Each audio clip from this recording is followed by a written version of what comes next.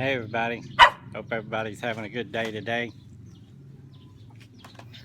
Hope you can get through this video without Zoe driving us crazy with his barking.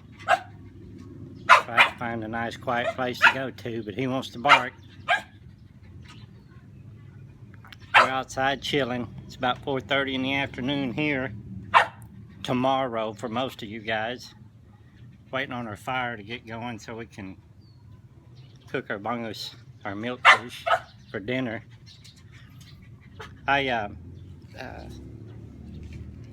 From time to time I get some pretty wild comments on my channel, and here lately I've decided that I really don't want to respond to haters and trolls anymore.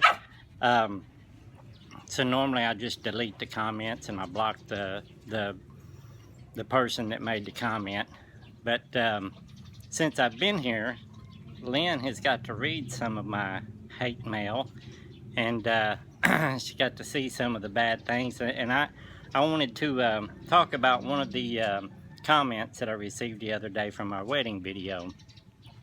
The comment that was made on the wedding video was, it said that it said, "Billy, you look like you were bored with your life, so you put your life on hold and went all the way to the Philippines just to get married. I see bad things in your future. I see a bad future for you and your wife." Words to that extent. Oh, really? Yeah, really. Oh, you read it, you just don't remember. But, because I get quite a few and I let her read them. So I wanted to kind of respond to that because, you know, up until June 14th, 2012, I tried to lead life my way. I wanted to do everything my way, and I only listened to myself, and that got me in all kinds of trouble. And you guys know my past, you guys know my testimony. And on the night that God came to me and changed me, I decided that night that I wasn't going to make a move in this world without God's say-so and without His guidance.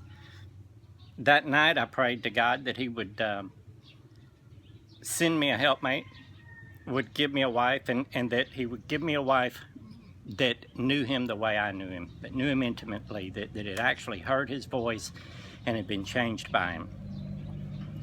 And so I patiently waited for 3.5 years. And one day I'm going to tell the story about how Lynn and I actually met, and it was a supernatural way. It was amazing how God put everything together, but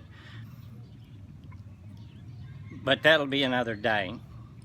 But whenever I first met Lynn and we started talking on the phone, I was asking God, because I was getting that feeling that maybe she's the one, and I was asking God, you know, Lord, you know, if she's the one, make it painfully obvious to me that it's her, because I don't want my flesh making the decision.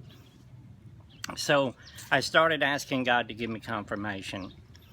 2 times, well, one time I asked God, it was in the middle of the afternoon, and we're 14 hours apart, so she was supposed to have been asleep. And I asked God, I said, God, if she's the one for me, have her send me a message on Messenger. Within 3 seconds, I got a message from her. Oh, wow. 2 nights later, I asked God, I said, God, I said, if she's the one for me, have her call me. Within 5 seconds, she called me. But the biggest one that got me was the last and final confirmation. And I asked God one night when she and I were talking, because believe it or not, even though she's not talking a lot now, when she gets to talking, she will talk and talk and talk and talk. And this one particular night, she was talking and talking and talking, and I was just sitting there listening, nodding, saying yes, and yeah, you know, from time to time, just let her know I was still there. And I didn't know that she sang. And I asked God in my mind while she was talking, I said, God, if she's the one for me, have her sing me a song. And before those words left my mind, it's like God flipped a switch in her, and she stopped talking and immediately started singing a praise and worship song in Bisaya, her native language. Yeah, I remember that time. And I got goosebumps all over then, and I knew this is who you've given me, Lord. This is who I'm supposed to be with. And then I began to ask God to give me confirmation on where I need to go. Do I need to go to the Philippines, or do I need to come to the Philippines and get her and bring her back to America? And that's whenever God started showing me things that I would be over here helping her, and that whenever I got here, he would open up some doors for me. I just didn't know what it was. About a week and a half before I flew here from America, I was kind of down.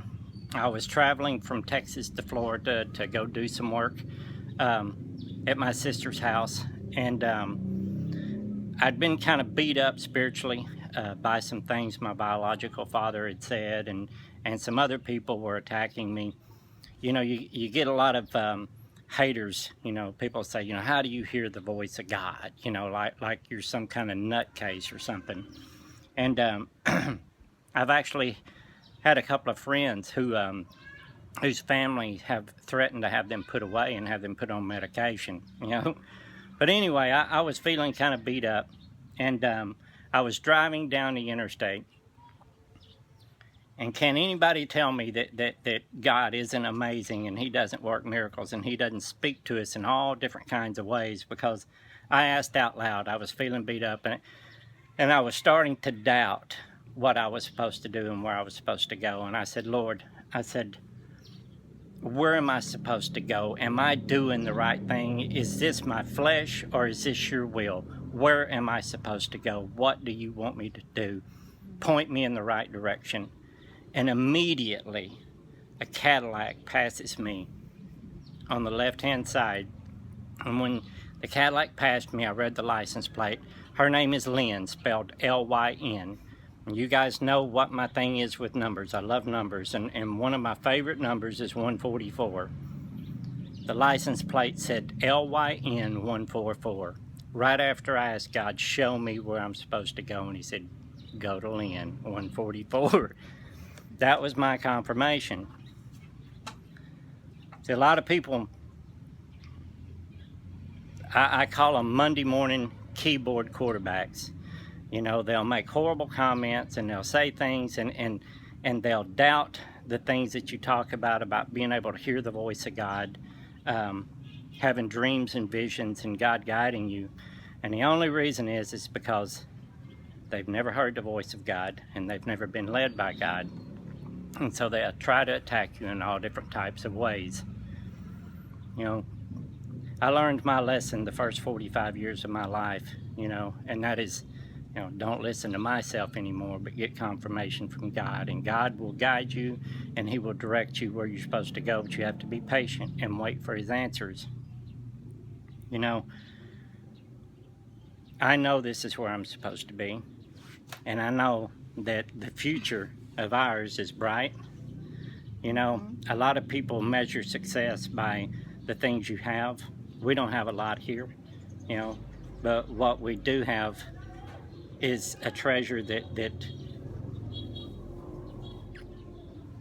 you can't put a number on the treasure that God has given us, and the peace and the happiness that he has given us here. Yeah, we love each other. We love each other, and whenever God puts two people together, nothing can separate them. This is amazing here, and I know God has big plans for us. So the haters out there that want to tell us that our future is bad, you might ought to watch what you're saying, because God put this together. Anyway, I love you all. God bless.